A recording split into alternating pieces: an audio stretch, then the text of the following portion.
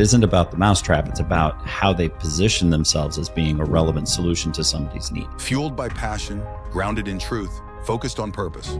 Today's guest is Bill Harper, co-founder, CEO, and Chief Creative Officer of BrandBossHQ, a strategy and branding firm that's helped generate over $2.5 billion in revenue. You work with so many entrepreneurs, business owners, right? How do you actually go about changing the mindset of such a ambitious and excited business owner? Stretch themselves thin and position themselves inadvertently as a buffet.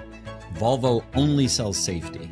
Porsche only sells performance. Prius only sells saving the world one gas tank. It's because the story they tell is so magnetically engaging that you can't take your eyes off. So innovative, so thought-provoking as to... This is the conversation that breaks down why clarity, truth, and guts are the new marketing edge. You have to be willing to get hit again and again and again to achieve anything.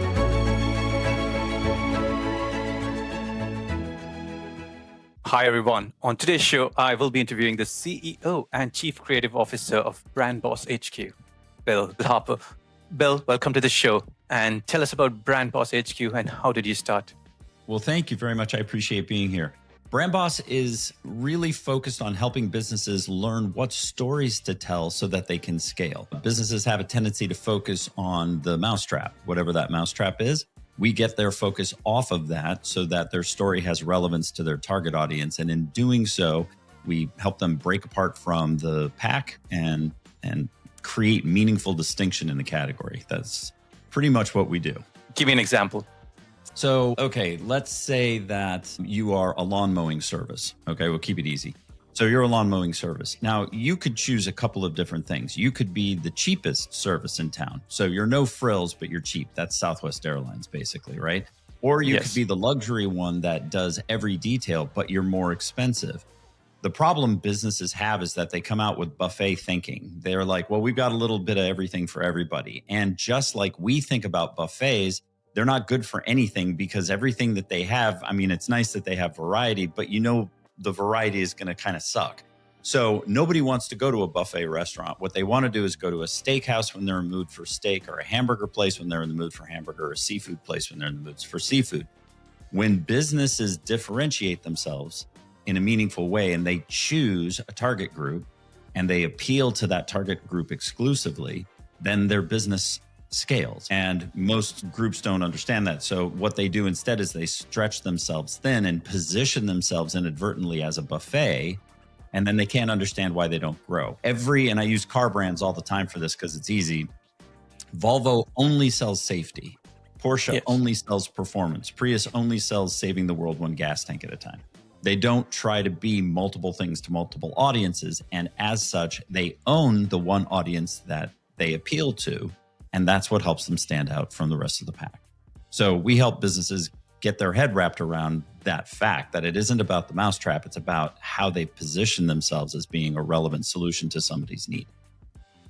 Great, excellent. And Bill, I've been looking at your LinkedIn profile. The headlines stand out like crazy. Over 2.5 billion USD in net new revenue generated by 300 plus of your favorite brands. Yep. What was the backstory? What was the kind of trigger to this whole growth from to 2 point? It really is differentiation. I mean, you would think that this would be a story well told, but take a look at like Liquid Death, right?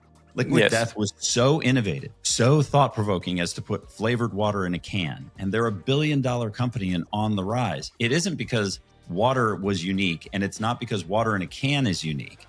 It's because the story they tell is so magnetically engaging that you can't take your eyes off. It's like the circus coming to town. It's like, what are they going to do next? This is the same thing that made Howard Stern successful. It's the same thing that makes any brand that stands out in the category successful, is that they choose something.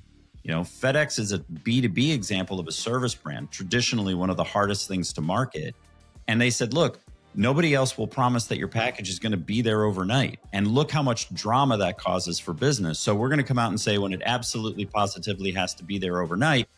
And that blew their success up because they took a stand, they owned one problem, they solved against that problem, and a flood of people who had that problem went, finally, somebody who's paying attention to us. Yes, I have that need. I will work with you because you guys get what matters to me. Businesses think it's about the product. They think, well, we have G and the other guy has 2G, but wait, the next guy got 4G. Well, now we got to hurry up and get 3G. And oh my gosh, they do this and we do that. And it's like, nobody cares about that. If you're going to sell a blender, you'd be better to say our blender, doesn't make lumpy margaritas than you would be to say our blender has more blades. Nobody cares about the blades. They care about the fact that when their mother-in-law comes over, they go, oh, how come every time I have a margarita at your house, it's got lumpy ice in it? And you're like, oh God, if I hear that one more time, I'm going to go nuts. So find me something that can blend an iPhone, because if it can blend an iPhone, it can damn well handle the ice in my mother-in-law's margarita. And I'm never going to hear it. That's how people, real human beings, real customers actually make decisions. They say there's a pain point in my life, however ridiculous, and I'm on the hunt. I'm seeking somebody who gets me and is like, I'll help you solve this problem. That's what businesses don't get. So they're like, look at my new pen. And I'm like, I care about the pen. Tell me something the pen does that nobody else is talking about. And now we've got a story. Now we have something we can talk about. Absolutely. You work with so many entrepreneurs, business owners, right? How do you actually go about changing the mindset of such a ambitious and excited business owner? Very, very patiently. So I think a lot of it has to do with being able to get people to identify. If, I don't know if you know this about human nature or not, but the way we view ourselves is based on the things that we value. And to have somebody challenge those, you get the same physiological response that you do if you were physically threatened. So if you've ever been in an argument and somebody goes, you're wrong, and suddenly you just go like white hot, and you walk away from that, and 5 minutes later, you're like, what was I so hot about? The reason is because that part of your brain that feels threatened about the way you view yourself is so significant to our fight or flight mechanism that you'll just trigger a response. So you can't go head to head with the problem. Instead, what you have to do is you have to say, let me show you how I understand your situation. You're a visionary. I'm a visionary. What that means is that you see opportunity everywhere. What we have to do is we have to conquer one thing at a time, because if you try to take multiple hills at the same time, all of your armies will fail. So instead, what we're going to do is we're going to take one hill, and then we're going to use the success of that hill to take the next. If you can align in a way that they understand that you get them, and they're like, yeah, I do see that. My team tells me that. Or my wife tells me that. My husband tells me that all the time. I'm always seeing things visionary. Like I always start stuff. I never finish. Okay, good. Now we understand what we're working with. So we need to address the fact that there will be impatience. We need to address the fact that there will be a hunger.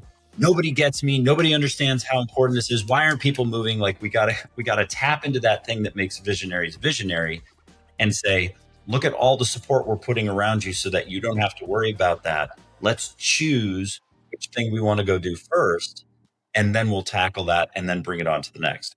Does it always work? No, it doesn't. Some people are like, I got the lesson and that's great, and then they tell you all the same things that they just told you before.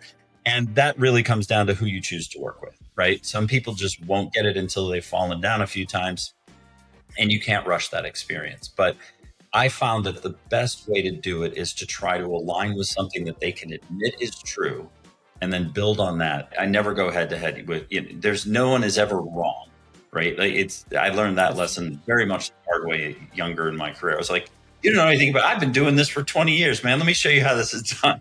And that's, you remember the coyote and the Roadrunner thing? Oh my God. Yeah, that pretty much is a one-way ticket to the coyote cliff. So Bill, the next thing I want to talk about is about the TikTok video, when you did it and what happened over there. So the tow truck story was all about helping people get out of their own heads and see what it felt like to be a consumer. Not at all unusual to have, it's not at all unusual to have business owners sit in front of me and, sort of the fun way to talk about it is they're wearing Ferragamo shoes, they're driving a BMW, they're wearing a Rolex, and they say brand doesn't matter, right? So like they're so inside their own universe, their own bubble about our product, it's our product, it's our product. And you have to take them outside of that mindset to remind them that that's not how people see the world. That may be how your team sees the world, but it's not how you see the world. So the whole thing about the tow truck is, what do you care about when you're stuck on the side of the road? And it was just an interesting way to get people to see that, do you want to hear the history of the towing company? No. Do you care about their proprietary tow truck? No. Do you care about like anything other than getting back on the road? No. And that's how every consumer, B2B, B2C, D2C, healthcare, shoe polish, I don't care. Everybody is in that same zone. We are all seeking progress forward, and we don't care about the brand until the brand shows us that they get what we're trying to achieve. That story was really designed to help people get that, and it resonated. And I was flattered to have several people in different countries contact me and say, can I translate this into German, or can I translate this into Swedish, or whatever? I found that to be very rewarding, and that went viral. That was one of the first ones that really picked up. It was great. When you say viral, how many kind of views? What were the stats out there? Yeah, I can't remember now exactly how many, but it was over 1 million for the first post, and then we posted it again later, and it did well a few subsequent times. Understood. And when it comes to yourself, what are the kind of top 3 qualities you attribute which have made you successful today, personally? A couple things. Number one, I don't mind being wrong, and I'm wrong frequently. I think, you can't learn to walk until you learn how to fall down, right? So that's one of them. 2, I make things simple whenever possible. And I think that's why the tow truck story worked so well, is because it wasn't grounded in, business speak or ad speak. It was just, hey, everyone's been stuck on the side of the road and I can relate to it.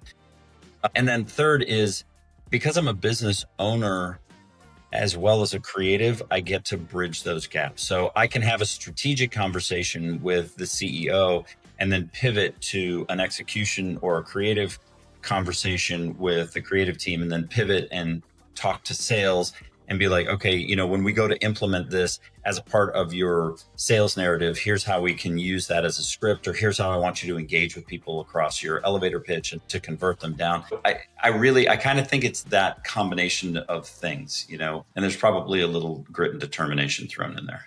You just can't quit. You never know how close you are to your next level up. Yeah, absolutely. Talk to me about your team. I mean, how many people are there in your team within the company, and how many actually follow the values that you've just highlighted out there? Well, so I think that there's a big misperception. The Brand Boss brand was actually not designed to say I was the brand boss. This is a huge misperception. The whole idea was about making brand bosses. The whole concept was you come to Brand Boss HQ to learn how to be a brand boss. So our team is a full service advertising agency. I've got 20 people that are all highly capable in their department. They're all full service, full team, full time. So this isn't some fractional thing, and it isn't I've owned 5 advertising agencies. So our focus is on helping businesses break through whatever it is that's holding them back. Those breakthrough moments tend to happen at a couple of significant spaces. Groups that are trying to get to 10 million, groups that are trying to get to 25 or 30 million, and then groups that are trying to break 50. So the work that we tend to do most often is somewhere between those groups that are trying to hit those levels. Occasionally we'll work with, we worked with Lumi Deodorant last year at $500 million, and we've done work with Primal Kitchen, and they're a couple $100 million. But most of the time it's in that zone where people are really trying hard to break into that next level, and they can't figure out how to tell a story that will get them there. Okay. And what are some of the common myths you're seeing within these different segments or categories of businesses, from 25 to 25 million, and then 25 to whatever, 100 million? The thing that I find that's amazing is that all of it comes back to the way that they tell their story. The founder story has to change, because the early adopters that come and support a business up to about 1.5 million or 2 million are not the masses. And so they're the people that are like looking for innovation. They're the people who are looking for novelty. They're the ones that are all geeked out about the features and specs. And as they try to tip into that first part of mass adoption, they don't realize that how they position themselves is different. Similarly, oddly enough, is that when businesses are established, they tend to get into a rut of how they've seen themselves. And that causes a problem for the exact same reason. So they have an issue there with, we're used to telling the story, this is who we are, this is who we've always been. And by that point in their business journey, the business has evolved into something that's a shift on what they were originally. So the founder vision might still be true, but the interpretation of that vision has changed. And because the interpretation of that vision has changed, the story has to pivot in order to make it work. Think about the difference between Apple's 1984 spot and then in the 90s, their Think Different campaign. And then in the 2000s, their I'm a Mac, I'm a PC. The strategy behind the business didn't change, but the execution and expression of it moved along with the way that people changed their perception of the company from being, in 84, it was still a startup against IBM and it was, the underdog. And by the time it had moved into mainstream and then was leading the category, those messages each changed. Got it. And you mentioned this, right? They said, okay, I know my business the best. And then you've got this massive blocker and you're an external party coming through. What is that kind of journey? And you may have multiple stakeholders or shareholders or investors alongside of that. How do you actually go about breaking that down and, telling them, right, this is the one story you need to need? It's more kind of convincing them on a mindset change, right? Well, so there are a couple of different ways that we can go about it, and it is a multi-step process. The first is to remove assumption. So business leaders feel the way that they do typically because that's what's always worked. And so that mindset becomes very fiercely protected, right? This is how we've gotten here. And so the whole what got you here won't get you there thing is real. Yes. And so the way that we go about that is to conduct primary research on their behalf and then walk them through what was learned. And, we were just working with a company the other day that's a multi-million, $280 million company. They've been around for 80 plus years, and they haven't really looked at their audience in a long time because the business has always been successful. And we literally had a room full of 25 people that were like furiously scribbling notes as though they were meeting their customer for the first time. And what they didn't realize is the way that they knew their customer at one point in the journey and the way that they know them now has so significantly changed that they're actually not providing the right message to them or even speaking to the same person any longer. The customer evolved, the business didn't. And so the customer passed the business, and now it's the business's responsibility to catch back up. And so first is knowing and seeing what's there. The second is walking through fears, questions, department by department to make sure that, when the investors come in and they're like, well, that's not what I invested in. I'm not really sure if that's what I want. And you're like, okay, settle down. Let's take a look at what this data is actually telling us and how we can use this. And perhaps they require that we go do it in a test market, and right. It's a combination of education, baby steps, hand-holding to get them to a place where they see it. But I will tell you this, I have never, not once, not ever seen in 35 years, a business that didn't have small success in a test market, that didn't then immediately ignore all of the fears that they had and pounce like a tiger on the potential growth that was sitting in front of them. So finding a way to be able to move forward is more important than winning the argument of we're right and you're wrong. If you need me to do it in, small town USA somewhere to prove the point, fine, let me go prove the point. It will cost you nothing. You don't have to derail anything. And then from there we can build. But talking about business owners or entrepreneurs at that level, how important do you think their personal brand is when they are working with you at this level in getting their story out? I think that that's a really interesting dynamic that's changing. Had you asked me this question 2 years ago, my answer would have been different. But in the wake of COVID, changing business models, AI, et cetera, I believe at this time that personal brand is going to be the difference maker for a lot of businesses. I think for small businesses, of which there are 33 million in the United States, if you're not online and figuring out a way to build your community, you're very quickly going to get overlooked by the business leaders who are. And for the big corporations who are now seen by 2 generations with complete distrust and disdain, there is no interest in supporting you because you're big. The whole thing that, we're IBM and so we're IBM. Like that nonsense is gone. And the brands that don't have some way to create authenticity, personality, some kind of trust connection are going to suffer. And I think the old model for that was, we'll go hire a bunch of influencers, pay them some money and have them talk nice about us. I've got to get back out onto the golf course. That's not going to stick anymore. And I think if you know where to look, you're watching these large corporations not hit projection, not hit projection, not hit projection. Small businesses are finding their footing. Celebrities are creating micro brands that are taking off and doing their things, whether it's a Kardashian or it's Ryan Reynolds or whatever. It's, here's my gin, here's my lipstick, here's my perfume, here's my tequila, here's whatever. And these brands are proving the fact that they can scale and be more than profitable enough for the teams that are beneath them. Are they going to be billion-dollar brands? Maybe not, but they don't have to be billion-dollar brands in order to be complete success stories. So I think the model is changing around these business owners. I think the demand and the support for these businesses is changing. And thus, the need to build community and be able to engage with people is going to be a requirement. And then just last point on that, as I don't know if you saw the the Adweek article that was just posted. I did a thing about it yesterday, showing that there's an open letter to LinkedIn about allowing AI agents to create profiles on LinkedIn as people because they're being hired as full-time employees. Right. As this transition happens, the ability to create community within your business is going to evaporate.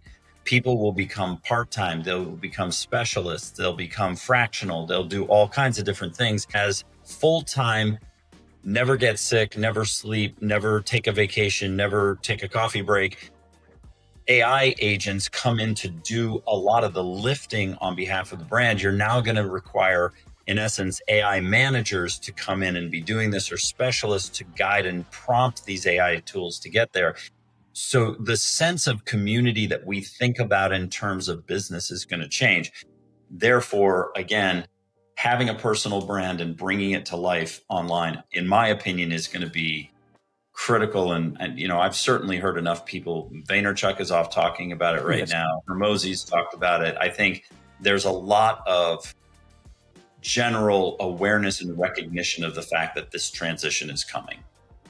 And yes, we've seen the Gary Vee's and Hormozi's and all that, and yourself too. So how often does a brand owner of the business need to be showing herself on TV?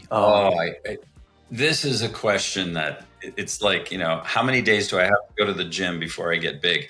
Right. Okay.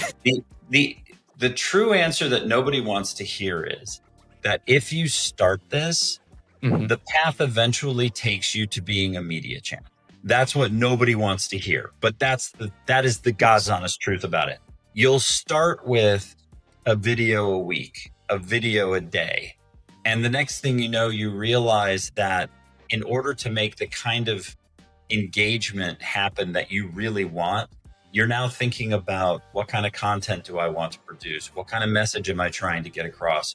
How am I going to support the interest that's inbound from the people that are there? Am I going to build an education series? Am I going to build productized solution sets that answer the question? Am I going to develop new purchase retail products? It is a completely different kind of thing that exists on top of your business model. So if your business is the cake, this thing you create is the icing. And the more you give it, the more robust it becomes. So there's not you need to do it X times a day. Some of these guys up at the high level are posting twice an hour every day of the week.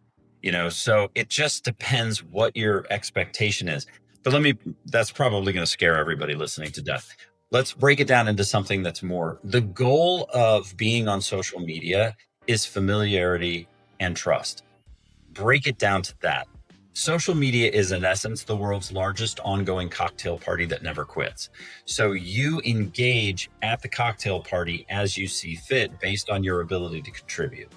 So if you show up the goal here is not to talk about yourself, your business, et cetera. It's to share some kind of valuable information so that when people see you, they go, oh, that's Bill. I know him. He's the guy that talks about marketing. Right. I don't have to feel threatened by his content because he's not going to try and sell me. He's not going to try and do whatever. He's going to give me some piece of information. He may occasionally raise his hand and say, hey, look, if you need some help, click the link in my bio. But other than that, I'm not going to feel pressured. I know it's going to be something that's interesting and worthwhile. So I know what I'm going to get from that brand. In essence, it's branding. It's just personal branding instead of corporate. Got it. Yes. I mean, I was at a conference where Gary Vee was speaking, and one of the things he said on stage was post every day, right? Because this is the day and age which we have given, we can advertise for free, and that's what you'll get in return. And if you look at Alex Hormozi, I listen to his podcast. I think he produces 330 pieces of content every week. But obviously, he has a full media production team behind him. Yeah. And, it's funny. Vaynerchuk bangs on his all the time. He's like, half the time I've got an entire team of 40 people or whatever it is that's working on stuff. And frankly, I think I could do it better if I did it myself. But the problem, and that's the challenge. That's how the gravity of this gets you, because nobody is going to create content the way that you do because you understand the material. And so to anybody else, the same opportunity to talk about something would have passed by them. But because of how you see the world, you jump on it and can make use of it in a way that others can't. Picasso just held a paintbrush. I could hold a paintbrush.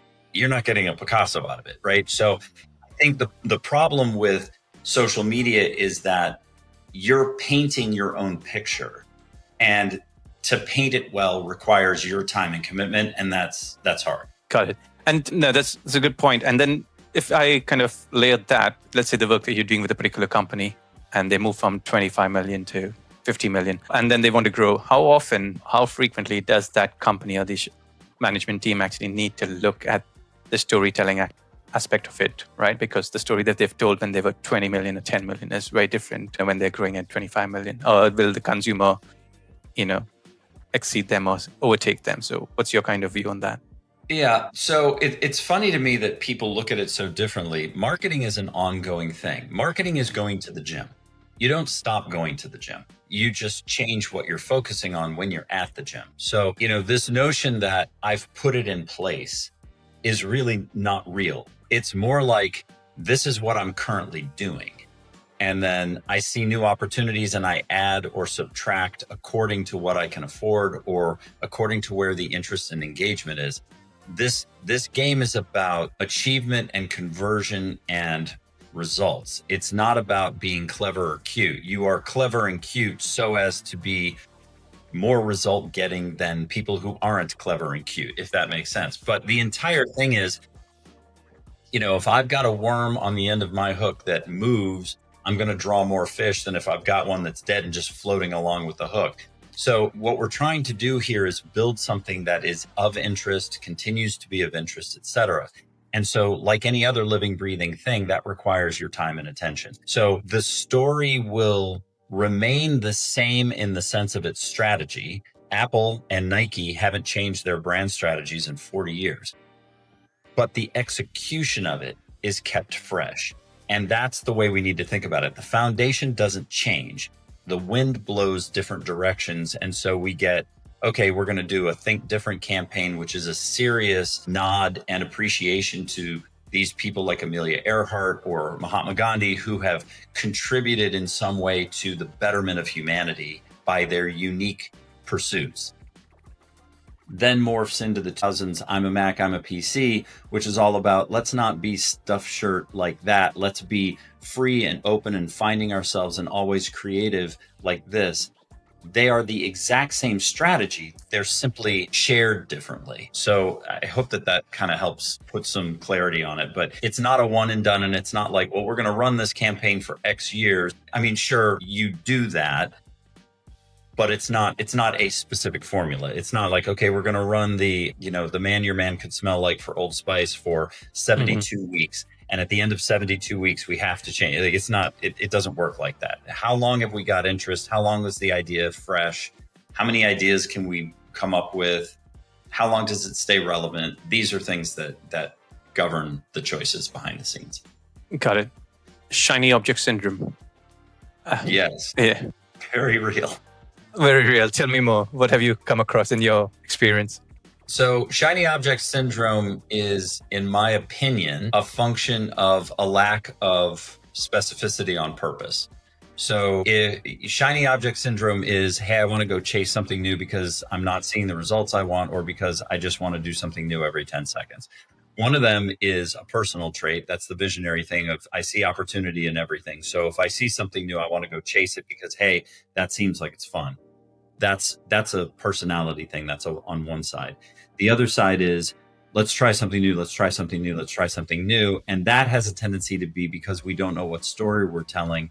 So we are tactics driven. And when we're tactics driven, every single thing we see is a tactic we should try. And most of the time they're using the tactic wrong, so it doesn't perform for them anyway. So they're getting a false result because they didn't use the tactic the way it was designed to use a tactic. I mean, I can use a rock to bash a nail into a piece of wood, but a hammer is a hell of a lot more effective.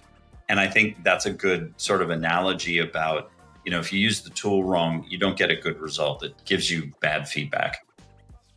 Yeah, no, valid point. I think shiny object syndrome is something which I see across different aspects, right? Not only on the marketing side, but across everything, right? I see an opportunity, I want to go there and do it. But at the end of the day, like, you're absolutely right. What's the strategy? Where do you want to go? I think that's key.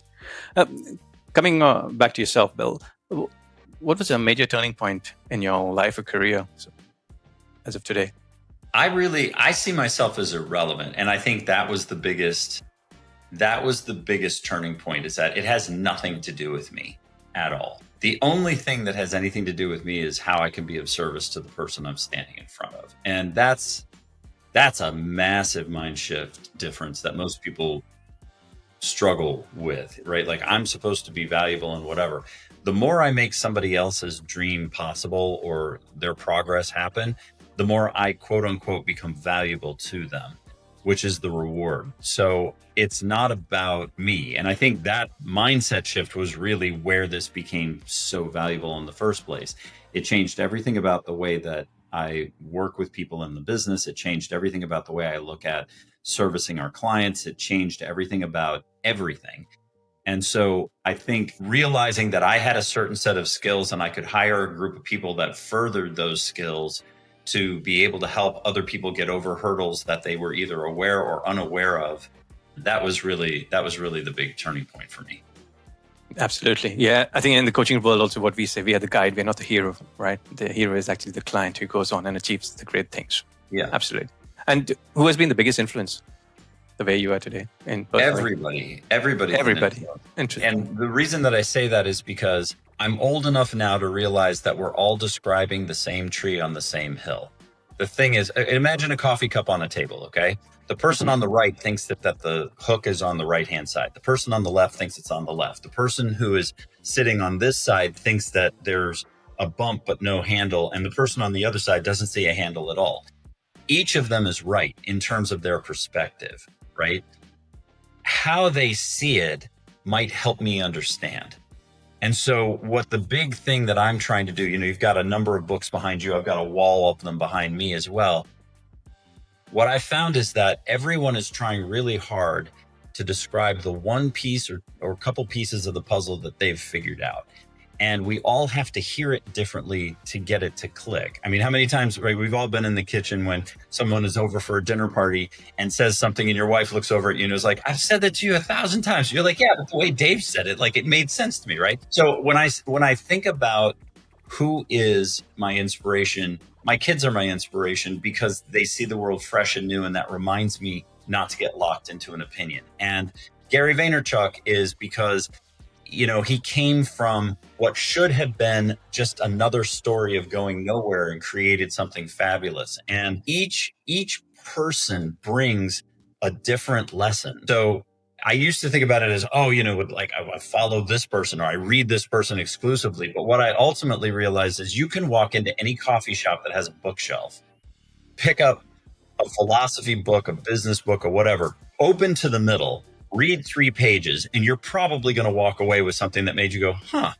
never thought about it that way, or I didn't even know to think that was important. And that I think is the real lesson, is that you don't know anything about anything. And the more that you read other people's perceptions, the more, I mean, how fabulous that books, podcasts, conversations, sharing, how fabulous that this is here and allows us and affords us the accelerated knowledge that is just human share. It's really amazing. You know, I don't have to wait for a book to come out anymore. I can jump onto a podcast. I can watch a TikTok video. I can hear someone's opinion. So all of it is valuable. And I think that's really kind of amazing. You know, our ability to have access to stuff that way is pretty incredible. I think what I've taken away from that one was your forever learning and embedding and absorbing it. I think that's really powerful. Yeah. And let's talk about the other side of it, right? What's the kind of hardest decision you've made as a CEO so far? The hardest one is knowing that good times and bad times are coming. There's a book that I really like called Shut Up and Listen by, oh shoot, I've just lost his name. The guy that owns Cheesecake Factory and the rest. And one of the chapters is, there's a paddle headed for your ass. And I love that, because what he's talking about in the chapter, in essence, is when the good times come, your desire is to think that they're going to stay, and they're not. So just, you know, some boomerang from hell is headed to your head, and you have to deal with it when it comes. So the biggest challenge really, I think, is realizing that whatever you're trying to achieve is going to take way longer than you think it should, and trying to duck the boomerangs as much as possible when they come. And if you can just do that, if you can just manage expectation and the frustrations of how long it takes to get places and ducking the constant change. I mean, just look at how much change has come in the last 6 years in America, right? COVID, war in Ukraine that disrupts trade routes, new election that causes trade and tariff wars. Now Middle East is doing things like, if you just look at the constant changing scenario, and now AI on top of all of that, that's threatening positions and making people wonder how things are going to happen. And overeager bosses are firing departments and trying to replace them with an AI bot. And like, there are just boomerangs coming all the time. So I think the biggest frustration truly is not being able to make progress. And that's a shared frustration among all of us. And so the real question is, how can we express that so it doesn't chew us up? And instead we can find somebody who goes, oh, hey, I found a way through that or around that or to manage that. Let me kind of give you some insight on that so that we can continue progress. I think it comes down to that. Like fundamentally, whether you're talking about raising your kids or building a business. So how important is focus through all this? Let me ask you what you mean by focus, and I'll give you an answer.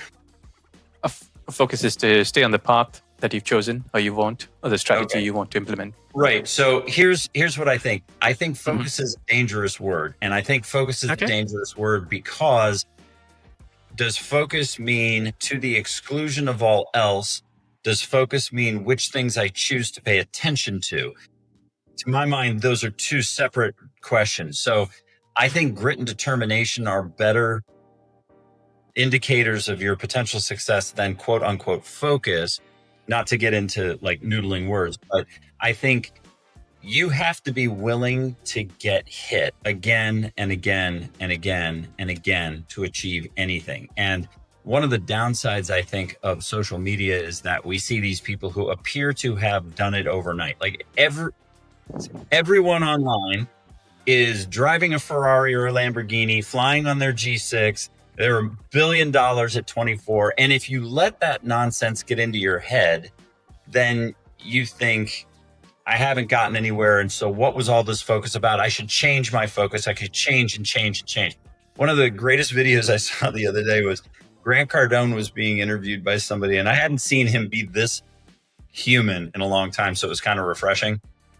But he was like, man, my success didn't start until 52. Like any success that I've had in my life didn't even begin to start until 52. Until then, I was completely screwing up. Like nothing I did worked. We didn't have any money. We were poor. We were living stuff. And then by the time, like right around the time I was 52, like some synapse fired. And I was like, I got to do it like that. And he goes, and from that moment on, I actually started getting somewhere. But it was so refreshing to hear somebody be honest, and we all use the Colonel Sanders thing, right? Like didn't go anywhere in his life until he was 70 or whatever. I think your time for focus and grit and determination and the time that you just happen to gel with the movement and all the rest of it is there's a good deal of timing and luck and things that fall into that. And you can be right and right and right and right. And then it finally hits and you're 90, right? And you're like, oh my God, like I've been saying the same thing forever. So when you hit is going to be when you hit. Okay. So never give up, be resilient. How do you, in that same thread, how do you actually approach risk in your business? Do you kind of, I don't know, play safe or swing big? No, I think risk is a fallacy. There really is no risk.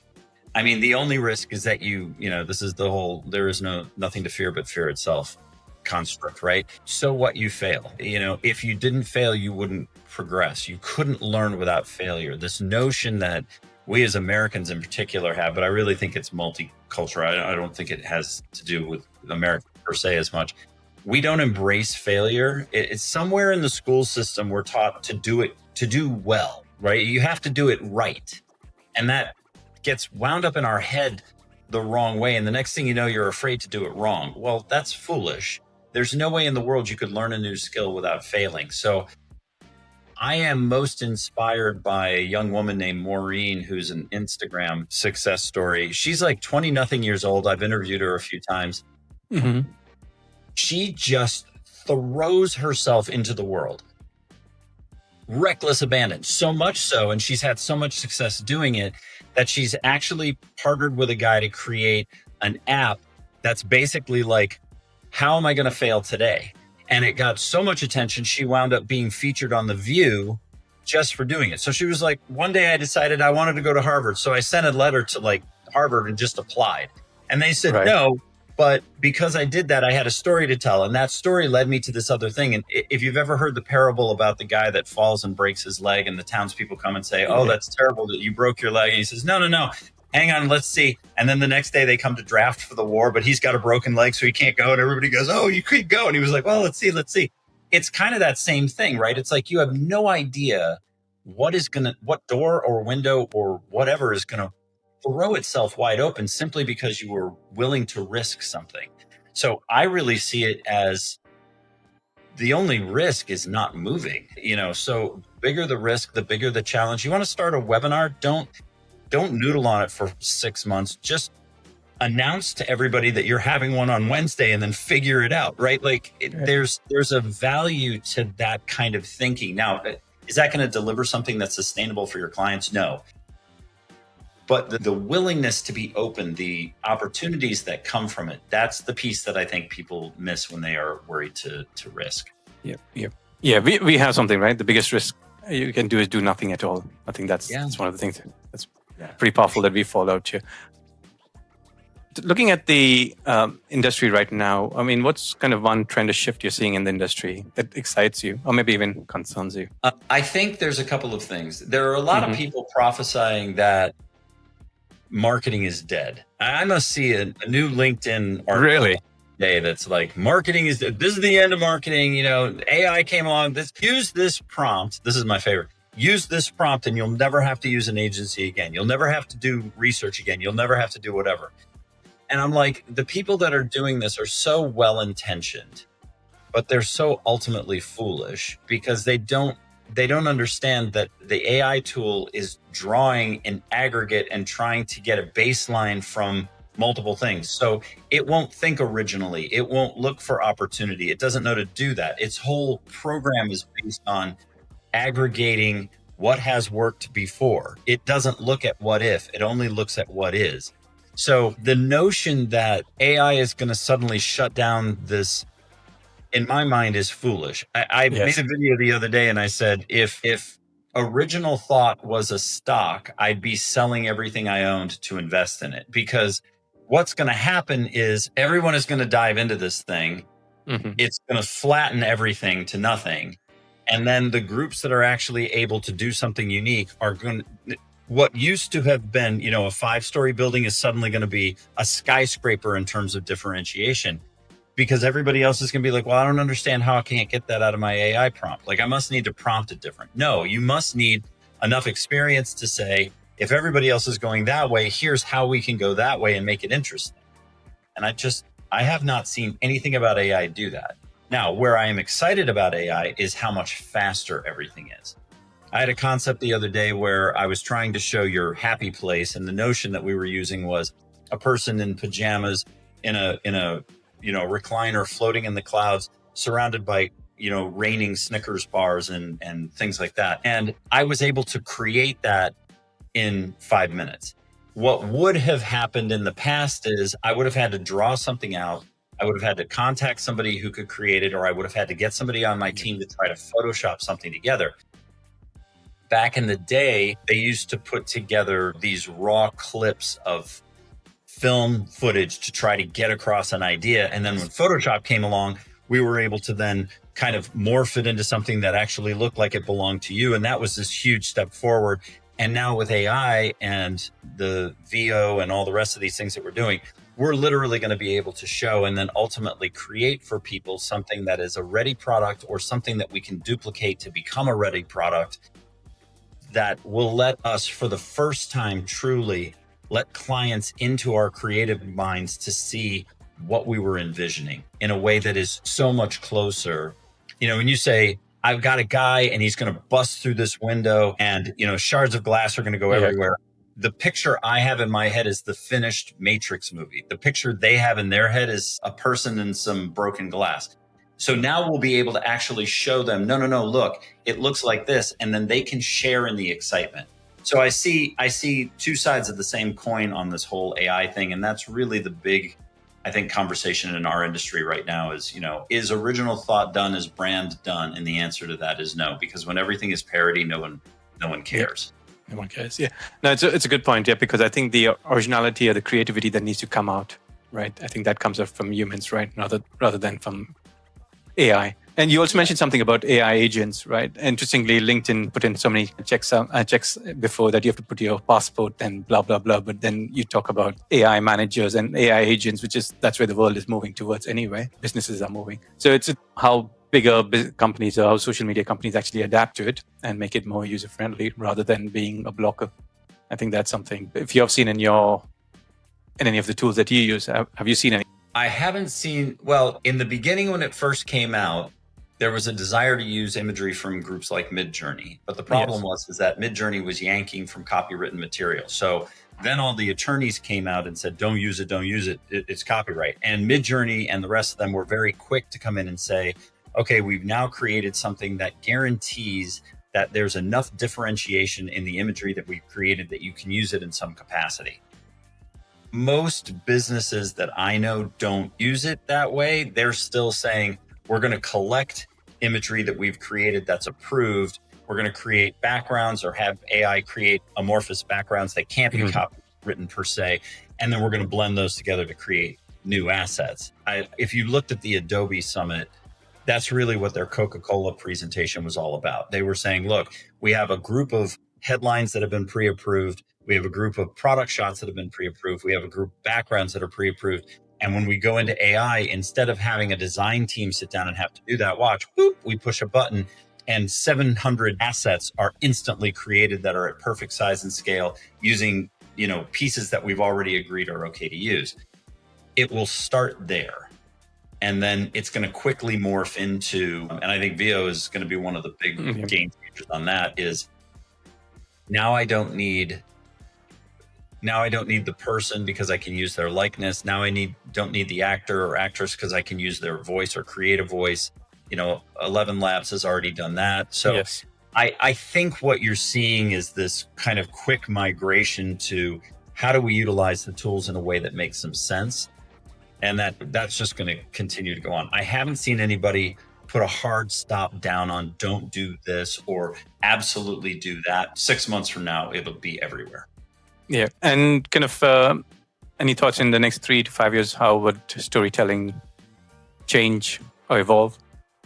Storytelling isn't going to change at all because we are all still sitting around the mental campfire. Think about what happened when COVID struck. Where did people go to replace their community. They went to Prime, Netflix, Disney Plus. They went anywhere they could go to get story, engagement, people. If I can't have real friends, I'll have my pretend friends.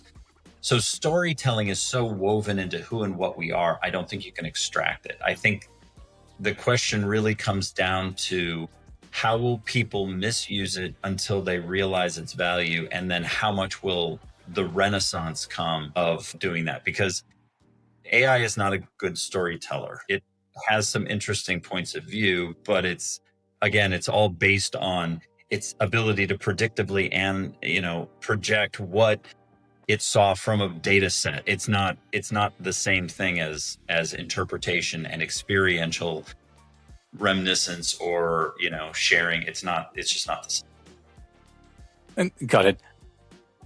Let's just flip back to your team right now, right? So you have a big team. How do you actually go about, recruiting high performing teams or, for your clients? What's your kind of go-to strategy or go-to approach on that?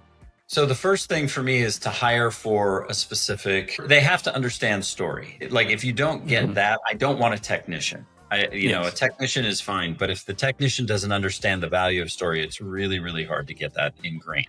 So I think the big piece is, yes, you have to have somebody who understands story and understands the technical process, the tools to use, how to create, but then you've got to have somebody that can attach it back to a strategy. So I'm really looking for that holistic person. For the account service person, it's not just, do you know how to manage expectations with a person?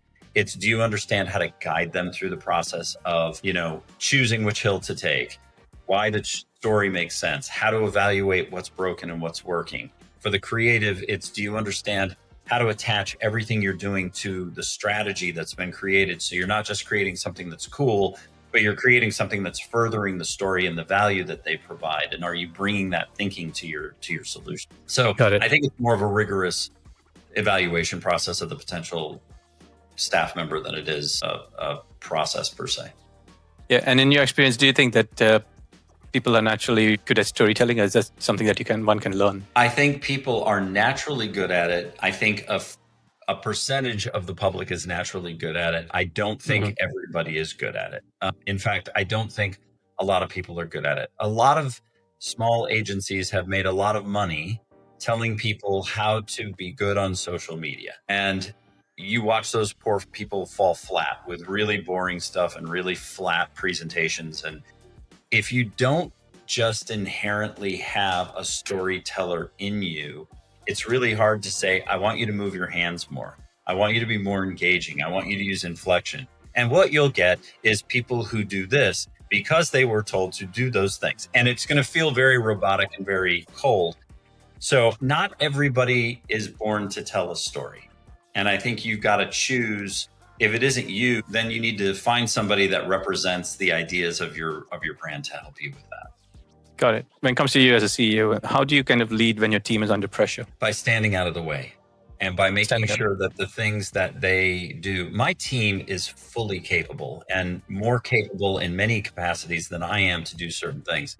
My job as coach is to give them the ideal playing field. I need to make sure that when they go off onto the soccer pitch, that there aren't broken bottles and, things to slip on and whatever. That's my job. If I put the right players on the field, then they will do their job, which is what I hired them to do. So my job is not to put two opposing teams on the field at the same time. My job is to make sure that they all have cleats. My job is to make sure that there's air in the ball. Those are my job. My job is to make sure that it's set, the stage is set properly. I think the rest of it is I don't micromanage. I let my teams do it. I make my comments and then I step out of the way and let them do their job. Very, very good. And what are some of the top 3 reasons clients want to work with you? Sorry. The biggest one that I hear is you make sense. That's the single biggest thing that I hear. And TikTok was such a surprise for that. The guy that talked me into going on TikTok, I told him no for months and months. Oh, I'm not going on TikTok. TikTok's dumb.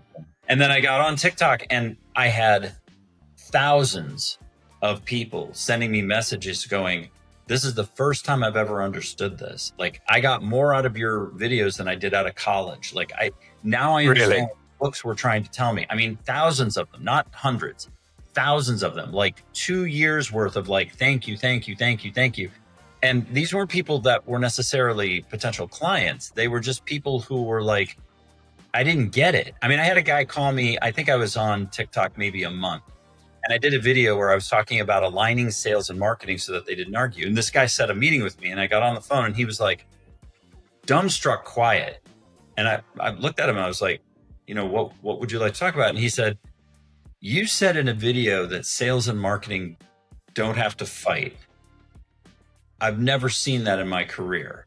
How does that work? And I was blown away. I'm like, where have you worked? And he rattled off huge companies you and I both know very well. And he was like, never seen it, never seen where marketing and sales was aligned. Tell me how that works. And I spent an hour with him just being like, let's talk about what a message is. Let's talk about how that is applied in marketing. He had no idea. Let's talk about, like, he had no idea about the idea of a one thing. He had no idea how marketing even saw its role, let alone, like, he was like, it's just that fluffy stuff that like you I don't know, it's some pictures and things. Like, had no idea, really didn't understand how sales could ladder back to a single idea. None of that was familiar to him. And we sat there and at the end of it, he was like, this has been the most profound thing that I've ever had, is just this conversation about this. He said, you just talk about it like it's no big deal. He was like, I've never, ever seen this ever. Our teams hate each other. They refuse to be together in any way, shape, or form. I was like, you're killing your ability to grow. Yeah. Like, you're just killing it. So, I think, I don't know, I find all of those things to be incredibly rewarding as we go through this process. Yeah. I think that's well said, right? The keeping it simple and that anyone can understand it. I think that's great. And that's an art, right, which you have out there. Just talking about yourself, Bill, how do you actually keep yourself physically and mentally fit to operate at a level that you operate? Come on to the show every time. All your podcasts, I've seen a few of them, listen to them. Not always well. And not always well. Yeah, I've got 3 kids that are teenagers. Life is busy. Right. What choice do we have, right? Prioritization, it's either, work 20 hours a day and die, or it's, prioritize, right? So okay. I have teams of people that help support. I have timelines and processes that I have to adhere to, make sure that I make it to the gym a few days a week. They're just the things you have to do. I would love to say that there was some specific process or something that I followed, but that would be a lie. The truth is that, like everybody else, I get up in the morning and I'm like, okay, what's the one thing that's going to make the biggest difference in my day, or rather in the trajectory of my career? What is the one thing that I need to do to make sure that I've taken care of my family? What's the one thing I need to do to make sure that I've taken care of this vehicle I'm driving around? Mm-hmm. What are the things that I can fit into the 5-pound sack that I have out of the 15 pounds of stuff I probably should get done? And I think that's the truth for everybody, is just choosing and prioritizing. Okay. One thing and the big rocks. Okay. Makes sense. And what about mental fitness? Anything on mental fitness that you do to keep yourself mentally fit? Quiet is a very precious thing. So I learned a couple of years ago the value of being quiet and finding a place to be quiet. So turning the radio off in the car when driving, or taking a walk with the dog, or allowing yourself some space to not be thinking all the time, or planning all the time, or solving all the time is really, really important. Got it. And what's the best, you said you read a lot of books, but for the audience listening into this, what's one book that you'll recommend? Well, there's lots of them. Give us 3. Yeah, if you're new to brand, I think start with Why by Simon Sinek is probably one of the better books that I've read. Not that it was not an idea that was already out there, but the way he codified it was really great. And I think it's made simple enough that people can understand. The E-Myth by Michael Berger is one of my favorites. Yep. Where it's basically a narrative about what it means to be an entrepreneur, and I think the strength that's there. And if you're trying to get your head wrapped around how to structure business, the book Traction by Gino Wickman is one of my favorites, not because I think it's the world's greatest solution in terms of a business model, but because it is a business model that is thorough enough that you can make sense out of it.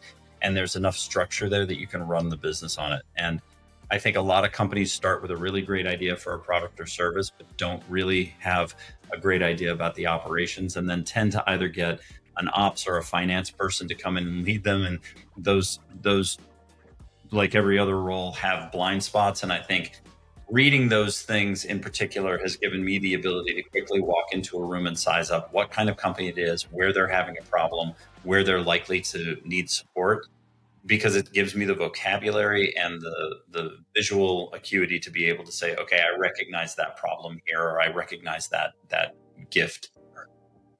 Great. So 3 books. One is Simon Sinek's Why.